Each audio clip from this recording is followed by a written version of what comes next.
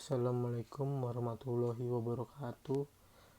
Selamat pagi, selamat sore, selamat malam, dimanapun teman-teman berada. Perkenalkan, nama saya Akbar Vanreza dari Prodi Manajemen. Di sini saya akan mempresentasikan analisis fundamental PT Bank Sentral Asia Tbk dengan kode saham BBCA. Data rasio keuangan BCA per 31 Maret 2021, dan di sini saya memakai 3 jenis saham yang sama dengan BBCA, yaitu ada BBRI, BBNI, dan BMRI. Di rasio keuangan terdapat ROE, DR, PER, PBVR, dan dividen yield. Analisis ranking BCA per 31 Maret 2021, yaitu BBCA dengan jumlah 13, BBRI dengan jumlah 12, BBNI dengan jumlah 13, dan BMRI dengan jumlah 12.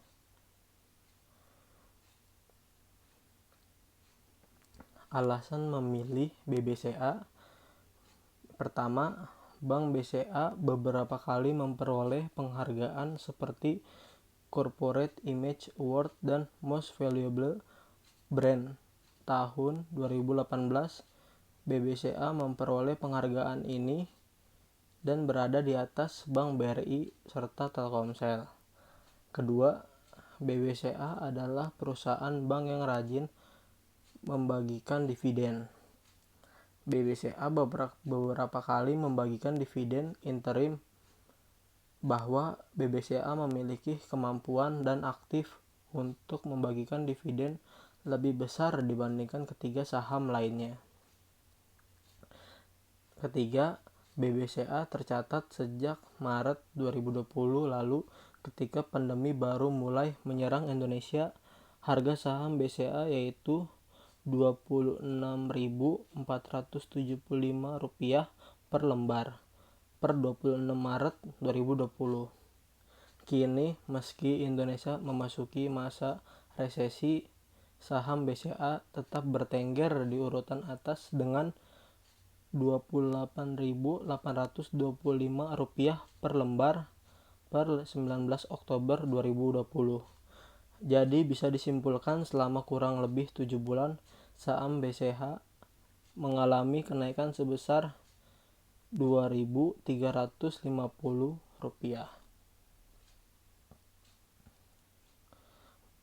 Profil perusahaan PT Bank Sentral Asia Tbk. Bank Sentral Asia Tbk didirikan di Indonesia pada tanggal 10 Agustus 1955 dengan nama NV Perseroan Dagang dan Industri Semarang Knitting Factory, dan mulai beroperasi di bidang perbankan sejak tanggal 12 Oktober 1956. Kantor pusat Bank BCA berlokasi di Menara BCA Grand Indonesia, Jalan MH Tamrin nomor 1, Jakarta, dengan kode pos 10310. Saat ini Bank BCA memiliki 989 kantor cabang di seluruh Indonesia serta 2 kantor perwakilan luar negeri yang berlokasi di Hong Kong dan Singapura. Pemegang saham yang memiliki 5% atau lebih saham BCA adalah PT Dwi Muria Investama Andalan dengan persentase 54,94%. Pemegang saham PT Dwi Muria Investama Andalan adalah Saudara Robert Budi Hartono dan Saudara Bambang Hartono, sehingga pengendali terakhir Bank BCA adalah Saudara Robert Budi Hartono dan Saudara Bambang Hartono. Visi dari perusahaan BCA atau Bank Sentral Asia adalah menjadi bank pilihan utama masyarakat yang berperan sebagai pilar penting perekonomian Indonesia. Misinya membangun institusi yang unggul di bidang penyelesaian pembayaran dan solusi keuangan bagi nasabah, bisnis, dan perseorangan. Kedua, memahami beragam kebutuhan nasabah dan memberikan layanan finansial yang tepat demi tercapainya kepuasan optimal bagi nasabah. Ketiga, meningkatkan nilai franchise dan nilai stakeholder BCA.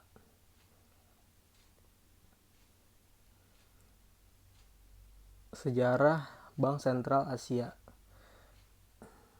PT Bank Sentral Asia bermula dari sebuah bisnis dagang yang bernama Knitting Factory yang beroperasi di Semarang yang didirikan pada 10 Agustus 1955 yang akhirnya berkembang menjadi Bank Sentral Asia yang beroperasi pusat bisnis di Jalan ASMK di tahun 1957.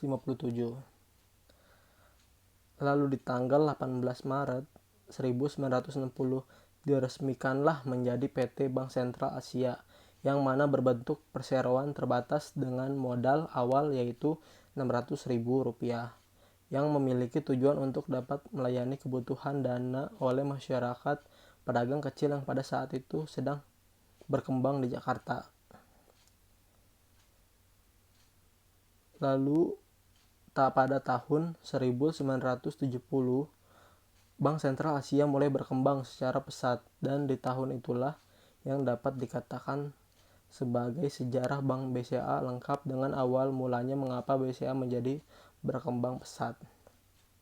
Dan di tahun 1974 BCA secara resmi menjalin kerjasama dan membangun lembaga keuangan di Jepang, Hong Kong, Inggris, dan lainnya dalam bentuk bukan bank yang diberi nama PT Multinational Finance Corporation.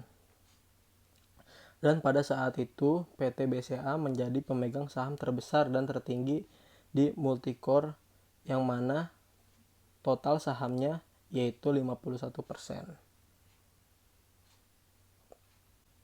Melalui kerjasama yang dijalin oleh BCA dan disertai dengan adanya pengelolaan yang profesional, maka sumber dana serta jangkauan BCA menjadi semakin meluas dengan aset yang cukup banyak yaitu sebesar 12,8 miliar di tahun 1977. Dan di tahun 1977 status bank devisa didapat oleh BCA. Dan sejak saat itu, berbagai macam transaksi asing serta ekspor-impor mampu dilayani oleh PT Bank Sentral Asia (TBK). Keadaan ini membuat PT Bank Sentral Asia masuk menjadi salah satu bank swasta terkemuka yang berstatus devisa. Pada tahun 1981, PT BCA bersama-sama dengan Japan Leasing Corporation serta The Long Term of Japan mendirikan PT Central Sari Metropolitan Leasing, yang mana perusahaan yang bergerak dalam bidang pembiayaan, dan dalam patungan tersebut BCA memegang saham sebesar 30% sampai 50%. Di tahun 1986, PT BCA mulai membuka cabangnya di luar negeri yang mana untuk pertama yaitu di Nassau, Baham, lalu kedua di Chinatown, New York, USA. Dalam menanggapi semakin maraknya kebutuhan PT BCA membuka cabang yang ketiga di London sebagai kantor perwakilan hingga pada memasuki tahun 1992 yang mana merupakan era konsolidasi bagi BCA, maka peningkatan kualitas akan kebutuhan nasabah terus diupayakan demi memenuhi keinginan dan kemudahan para nasabah. Dan hal tersebut terbukti dengan adanya aset BCA di akhir Desember 1992 yang telah mencapai hingga 41,1 triliun, yang juga merupakan dengan jaringan kantor cabang sebanyak 439 kantor di dalam negeri dan 7 kantor cabang luar negeri. Selanjutnya, ini adalah nama-nama jajaran direktur dari PT Bank Sentral Asia.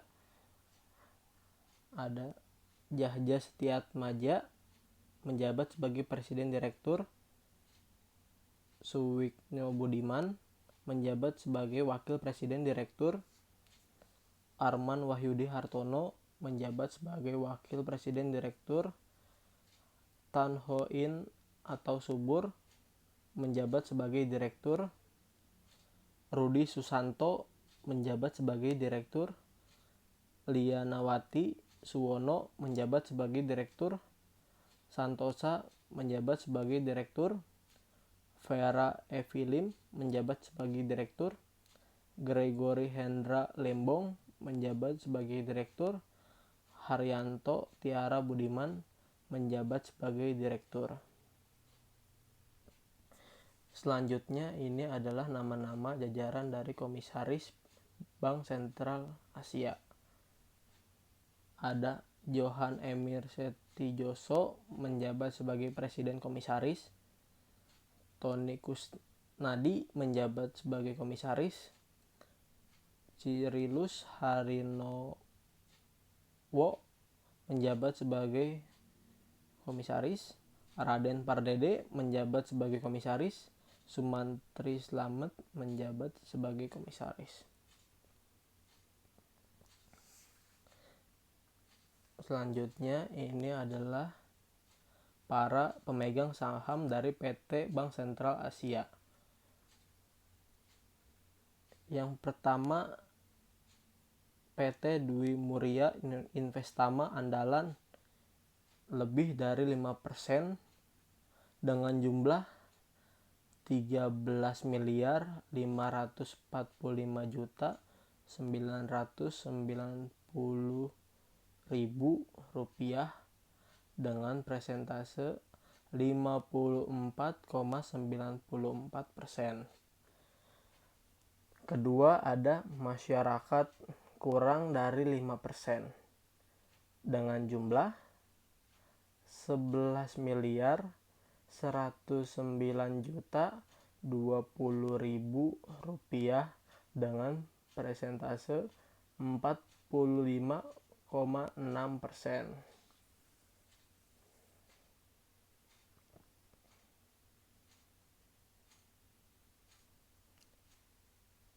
Dan selanjutnya, nama-nama para pemegang saham, ada nama-nama jajaran direksi dari PT Bank Sentral Asia itu sendiri.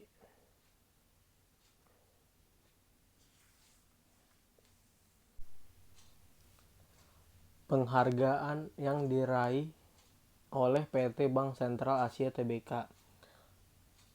BCA raih penghargaan Best of the Best Award 2019 dari Forbes Indonesia.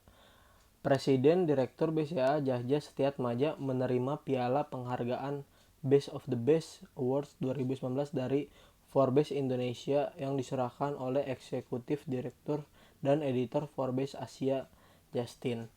Tercatat BCA menempati urutan ke-8 dari 50 perusahaan terbaik dengan performa prima versi Forbes Indonesia dan berhasil menorehkan prestasi sebagai Best of the Best 50 High Performing Public Listed Companies in Indonesia berkat kepiawaiannya dalam menjaga pertumbuhan kinerja perbankan dalam jangka panjang.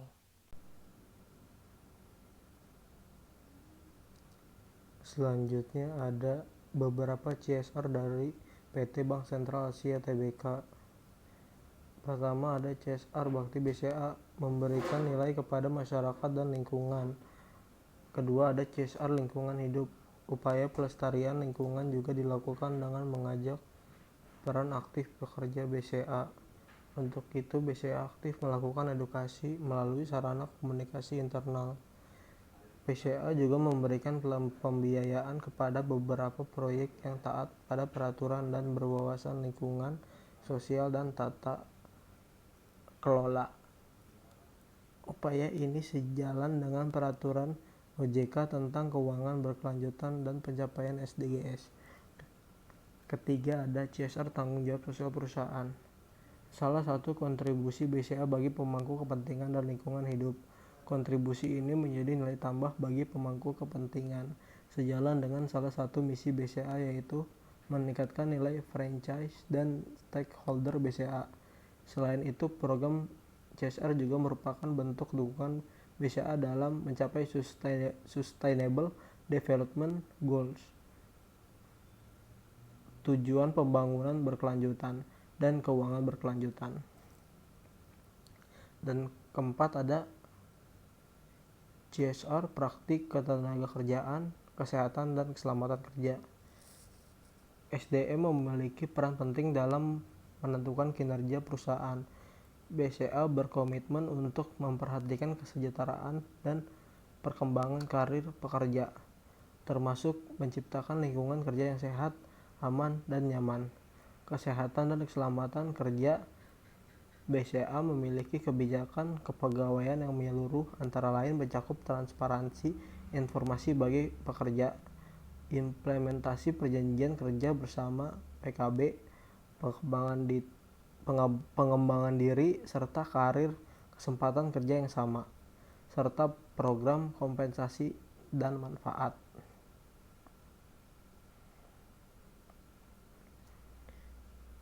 Selanjutnya ada berita baik PT Bank Sentral Asia.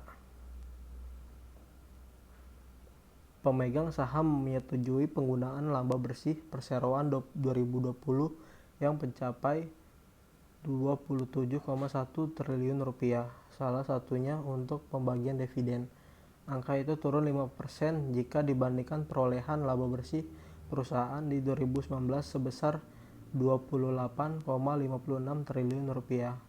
BCA akan membagikan dividen tunai sebesar Rp530 per saham, setara 48% dari total laba bersih tahun buku 2020, atau sekitar 13 triliun rupiah. Dividen tunai tersebut sudah termasuk dividen interim sebesar Rp98 per saham yang telah dibagikan pada tanggal 22 Desember 2020.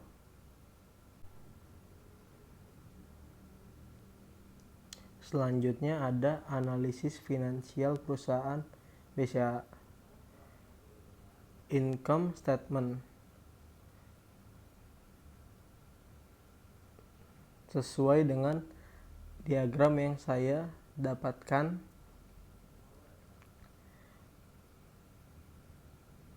Bank Sentral Asia dari 2016 ke 2020 setiap tahunnya mengalami kenaikan. Tetapi di 2021 Bank Sentral Asia mengalami penurunan yang sangat drastis dengan persentase hanya 9%.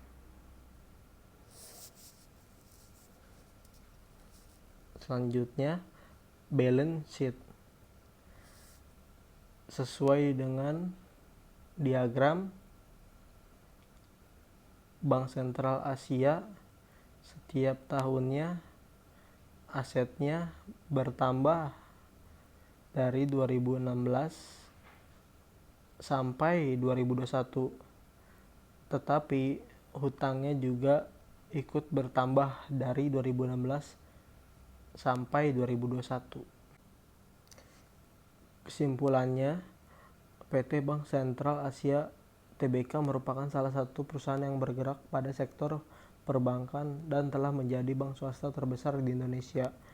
Keunggulan perusahaan ini salah satunya adalah kemampuan pengembangan teknologi perbankan yang cepat dan merek yang kuat sebagai bank untuk para pebisnis. Proyeksi di atas hanya menggunakan asumsi PER saja, dan tentunya ada banyak valuasi lain yang dapat digunakan mulai dari PBF, DCF, ROE, DU, PONT, dan lainnya. Mengkombinasikan analisa yang ada tentu akan memperoleh hasil proyeksi yang lebih baik. Sekian presentasi saya, kurang lebihnya mohon maaf. Wassalamualaikum warahmatullahi wabarakatuh.